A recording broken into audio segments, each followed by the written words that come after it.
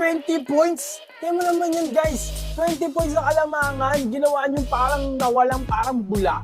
Ano yun? Saan inalagaan nyo lang? Saan yung pusta ko? Minsan na nga lang ako pumusta, talo pa.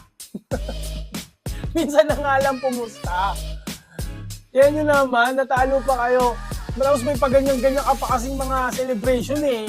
Yan tuloy, nakarma tuloy. Kasama tuloy ako sa karma nyo. Bad trip. Pero, kidding aside guys, alam naman natin na babalik at lalaban yung Knicks.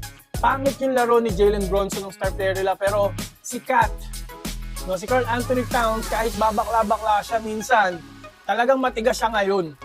Talagang lumaban siya, drive, tres, foul counted. Ang tigas niya, para siyang sentrong-sentro siya ngayon. Hindi siya masyadong nag-rely sa 3-point line, tapos hindi siya bilangko, which is good. Dapat gano'n naman talaga. Tama lang, all-star to, tapos last game, bilangko ninyo.